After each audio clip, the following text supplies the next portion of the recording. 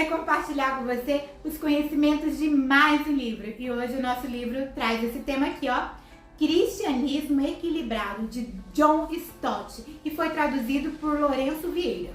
É um livro pequeno, mas com conhecimentos gigantescos. E antes de continuarmos, você que chegou aí, já deixa o like nesse vídeo para abençoar esse canal e vamos lá! E como o livro vai falar de um cristianismo equilibrado, o autor já começa nos falando assim, ó, que nós cristãos temos uma tendência muito forte a ir para o extremismo. E quando nós vamos para ele trata isso como polaridades. Se vamos para uma das polaridades do extremismo, nós o quê? Nos afastamos uns dos outros. E aí nós deixamos de quê? De amar o nosso próximo como a nós mesmos, porque nós somos extremistas naquilo que nós defendemos. Será que um crente deve ser extremista? Não, nós cristãos devemos ser voltados ao quê? Ao equilíbrio, porque a palavra de Deus, porque Cristo nos ensina a ser equilibrados, a sermos moderados em todas as coisas na nossa vida. O autor nos traz 4 exemplos de polarização ou extremos desnecessários. Porque às vezes nós somos polarizados, extremistas de um dos lados. E aí o autor vai me trazer 4 exemplos de quais o cristão não deve ser. Porque nós devemos estar no equilíbrio. Pensa numa balança aí. A balança, para ela estar com a medida certa, ela tem que estar centralizada. Quando se coloca algo para pesar, ela não pode ficar assim, pendegando para um lado. Ela tem que estar aqui, ó, equilibrada, no meio. Porque se ela está pesando mais para um lado, não está certo. Ali não está a medida correta.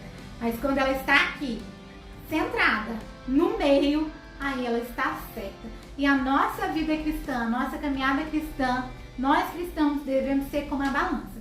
Estar sempre equilibrado, se não pendendo mais para um lado do que para o outro. E devemos estar aqui, ó, no meio, na medida, no equilíbrio. A primeira polarização que o autor traz é do antitextualismo e do emocionalismo.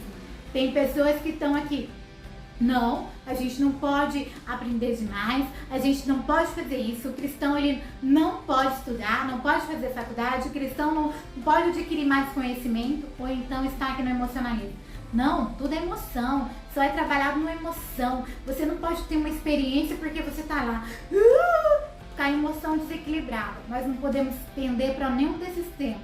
Nós temos que estar aqui no meio. Nós devemos sim ser intelectuais, aprender, mas nós devemos também ser emocionais. Mas nada no extremo, nada ser polarizado demais. E os anti-intelectuais, eles falam que nós não podemos pensar. Se o cristão pensa, ele está errado. É o anti-pensamento. É como se nós devemos aceitar tudo. Não, tudo que está falando aqui está certo. Não, a gente também tem que ter... Nós somos racionais, o Senhor nos fez racionais, nós devemos sim pensar. Então nós não podemos ficar aqui no extremo desse lado e nem ser entregues ao emocionalismo, a essa facilidade da emoção. Não podemos ser assim. Nós temos que ter os dois. Devemos pensar e devemos ser emocionais, mas não nada demais, sempre equilibrado. E ainda o autor fala pra gente que dos emocionais também hoje em dia é o que? A insensibilidade. E sabe ao que o autor dá a essa insensibilidade emocional que estamos vivendo hoje, até mesmo da frieza espiritual, da frieza do esfriamento do amor? O autor nos fala que é a televisão. E eu parei e pensei assim, será que isso é verdade? Mas pensando no nosso contexto atual, do que nós estamos vivendo, com certeza é verdade. Porque o autor fala que as pessoas elas estão recebendo muitas informações, enxurradas de informação, que a TV agora só é sangue, tiro, bala e bomba, né? Hoje, nos nossos dias, é o que? A TV só fala de política, só fala tentando colocar uma pessoa contra a outra, e as pessoas estão agindo nesse aspecto. E aí tá trazendo que essas pessoas, tristeza, tá trazendo essas pessoas inimizade, raiva, ódio, e é o que nós estamos vivendo hoje. Então, uma das coisas que nós devemos fazer é desligar a televisão. Exatamente isso, desligar a televisão, porque assim a nossa mente não vai ser bombardeada por tantas informações informações.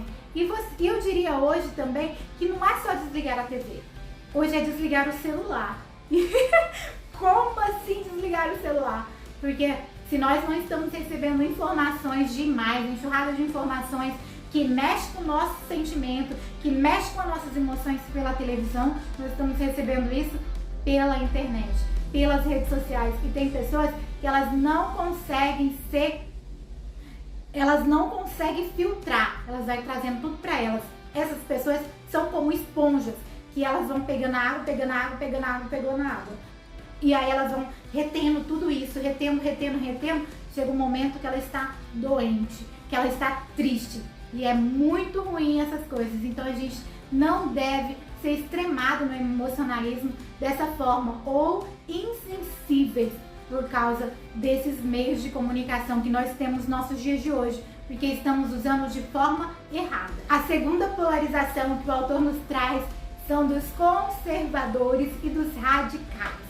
Uau, como assim? Tem uns que falam assim, olha, desse jeito não pode mudar. O outro fala bem assim, não, os radicais falam, tudo do passado, que envolve o passado, tem que ser mudado, precisa ser mudado. Aí o conservador fala assim, está preso lá no passado. O conservador fala bem assim, não, as coisas que aconteceram no passado, as coisas não podem ser mudadas. Aí vai ficar igual os conservadores dos fariseus, que eles eram extremistas na lei, eles eram, que ficavam muito conservadores, mas aí não se podia fazer isso, e aí era um jugo pesado. Mas tinha o outro lado, o extremista, que falava assim, não, tem que mudar, fica querendo mudar tudo do passado, porque nada que aconteceu no passado presta. Então nós não devemos pender para nenhum desses lados, nem ser conservador demais, nem radical demais, porque mudanças são necessárias, que os radicais querem mudança, e conservar também é necessário. Conservar o quê? Conservar os princípios da palavra de Deus.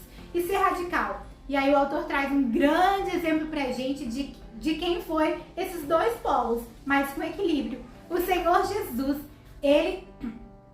momentos ele era conservador da palavra, do reino, do evangelho. E outro lado, ele era o quê? Ele era radical. Radical o quê? Em combater as heresias, em combater as coisas erradas, em combater o quê? Essa forma dos fariseus serem, de ser um jugo pesado demais para tal coisa, mas deixar de fazer outra. Então Jesus, ele soube ter equilíbrio nesses momentos da vida. E nós devemos seguir esse grande exemplo. Ora devemos ser conservador, ora devemos ser radicais. E tudo está bem, tudo vai dar certo se a gente manter no meio, nem ser de mais, nem ser de menos. E a terceira polarização, segundo o autor, é o quê? É o estruturado e não estruturado. Tem pessoas que falam assim, não, a estrutura essa daqui não pode ser mudada. Aí o outro fala, não, pode ser mudada. E aqui vem falar do quê? Daqueles crentes que querem trazer inovação, que para a estrutura da igreja, e daqueles que falam assim, que não pode ter nem sequer um evento dentro da igreja, por exemplo, não pode ter comer dentro da igreja, fazer uma festa dentro do templo, colocar mesas ali, as pessoas se alimentarem num aniversário, por exemplo. Esses são os estruturados, que tem que ser daquele jeito. Isso é errado. E aí tem aqueles outros que são os não estruturados, que para eles não tem problema fazer um aniversário, uma festa de aniversário, colocar mesas dentro do templo.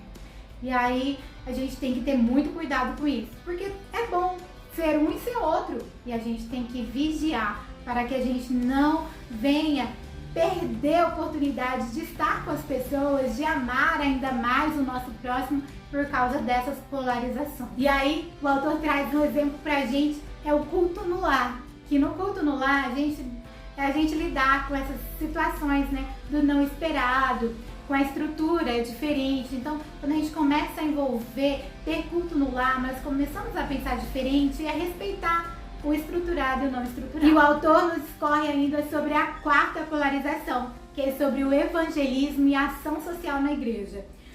Hoje em dia, nos nossos tempos, tem se falado muito de evangelizar, de ganhar almas e de levar o evangelho pelo mundo afora, ir para outros países. E aí, o que nós estamos deixando de lado? A ação social. E aí já tem outros que falam assim, não, nós devemos ajudar todo mundo, nós devemos... E aí vai e se esquece de evangelizar. Não, como Jesus disse, não pode se esquecer disso e nem daquilo. Nós devemos fazer os dois e conciliar os dois.